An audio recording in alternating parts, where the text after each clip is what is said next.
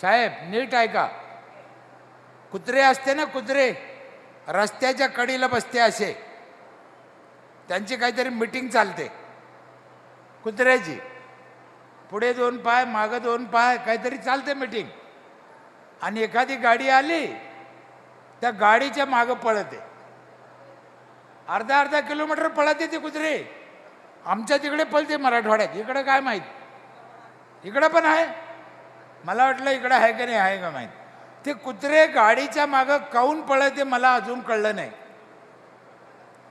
मी लई पुस्तक वाचले, लई अभ्यास केला, मी आत्तापर्यंत 22 देशात गेलो, खूप शिकलो, पण ते कुत्रे काऊन पळते मला कळलं नाही.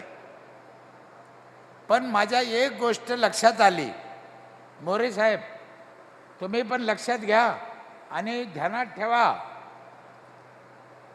ते कुत्रे मागं का पळते मला माहीत नाही, पण कुत्रे मागं लागले म्हणून गाडीवाल्यानं कधी गाडी उभा करून कुत्र्याला विचारलं का तुमचा काही प्रॉब्लेम आहे का?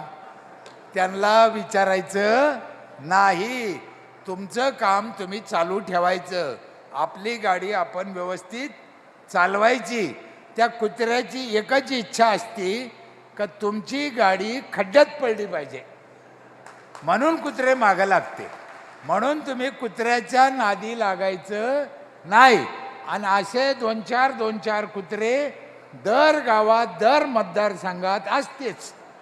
आता मी काही नावं सांगायची गरज नाही, तुमच्याकडं कोण कुत्रे हे मला सांगायची गरज, हे जन्मजात हलकट जात आहे, यांना स्वतःचं चांगलं करायचं नाही आणि दुसऱ्याचं चांगलं होतं ते पण करून द्यायचं नाही.